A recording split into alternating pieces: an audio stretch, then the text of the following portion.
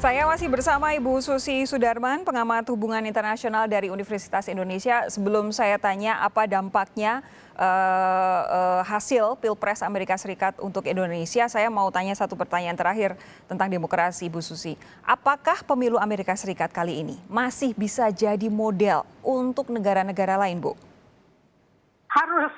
Harus. Karena kita butuh kepastian hukum.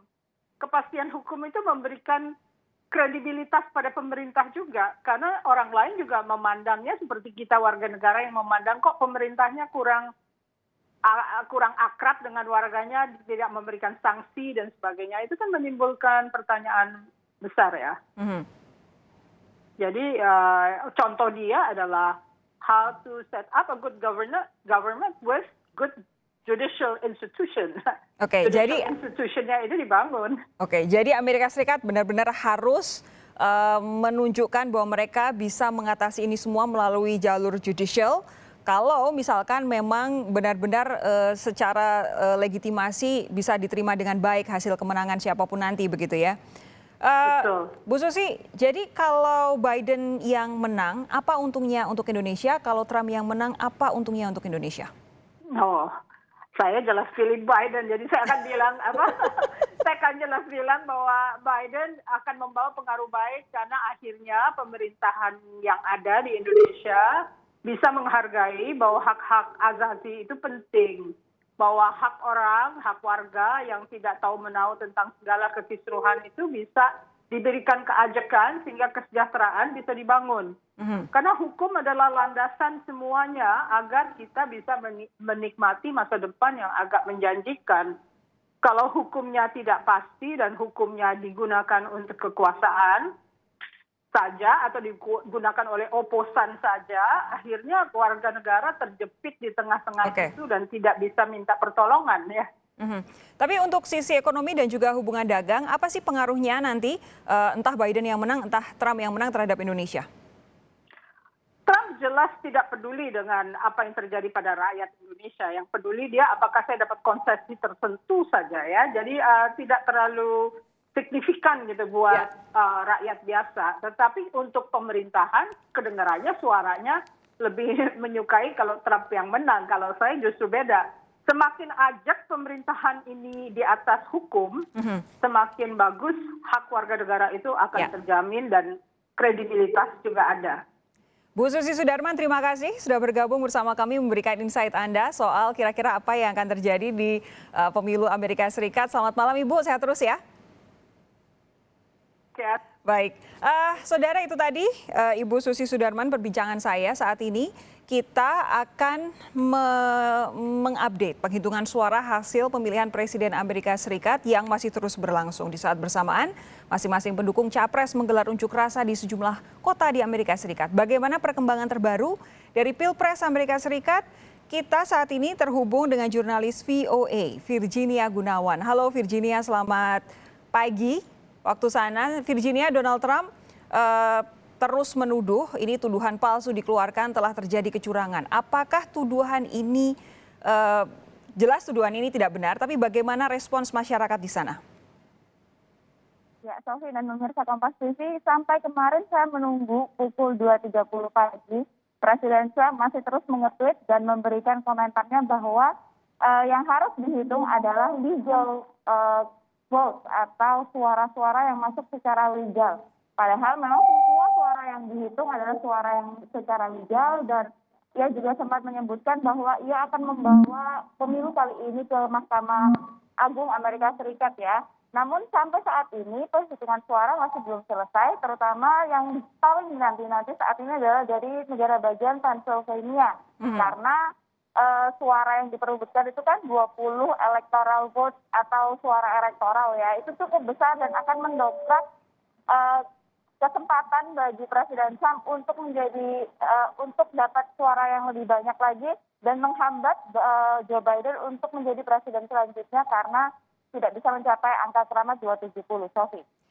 Iya, memang sebaiknya proses pemilihan presiden harus ditentukan oleh suara masyarakat, tidak lantas kemudian ditentukan oleh pengadilan begitu ya. Itu benar-benar jalur terakhir.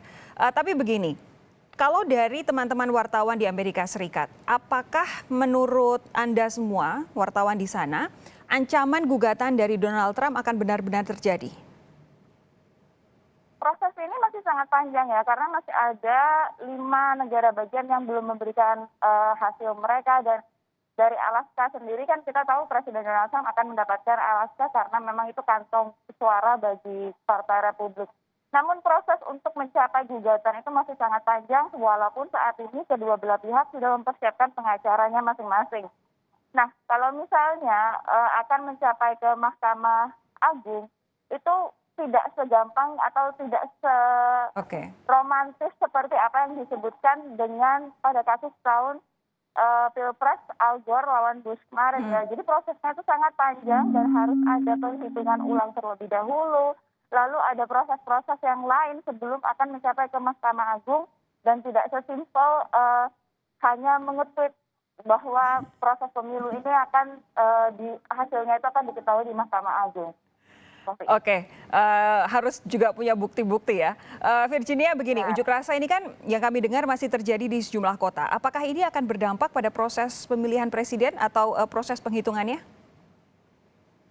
Ya, sampai saat ini proses perhitungan itu masih tetap berjalan sekalipun unjuk rasa berlangsung ya. Misalnya di Michigan, di Detroit, walaupun memang unjuk rasa dilakukan oleh pihak dari pendukung Presiden Donald Trump, namun proses perhitungan itu berada di dalam ruangan yang terpisah dari protesnya atau demonstrasi yang berada di luar. Diharapkan tidak akan mengubah proses perhitungannya. Dan diharapkan setiap KPU ya atau petugas penghitungan suara itu berada terpisah dan dijaga ketat oleh keamanan setempat. Oke, Virginia, terakhir, jadi sebenarnya posisi Partai Republik terhadap apapun pernyataan atau perilaku Donald Trump setelah pemilihan umum kemarin itu seperti apa? Karena kalau kemudian Donald Trump mau menyatakan mendelegitimasi pemilihan presiden Amerika Serikat, otomatis sebenarnya ada delegitimasi terhadap pemilihan anggota Senat yang sampai saat ini sebenarnya Republikan yang unggul. Ya, ini memang lumayan terpecah ya saat ini karena kemarin itu sempat Harry Logan, salah satu gubernur dari Partai Republik yang terpilih saat ini menjadi gubernur Maryland.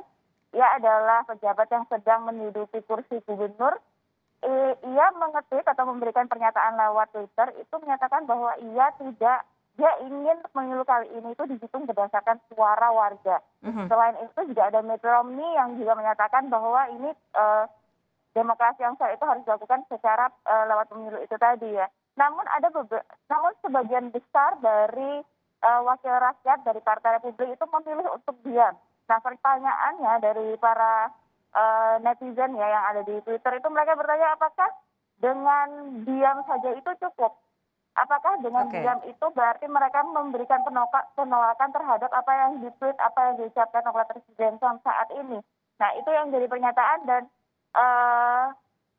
apakah dengan diam itu berarti mendukung atau menolak seperti itu? Nah, ini yang mungkin yang wacana yang timbul dalam masyarakat Amerika Serikat saat ini terhadap sikap yang diberikan oleh partai pejabat-pejabat publik oleh Partai Republik. Oke, karena akan sangat aneh terdengar kalau tidak mau menerima hasil Pilpres, tapi mau menerima hasil pemilihan Senat begitu ya.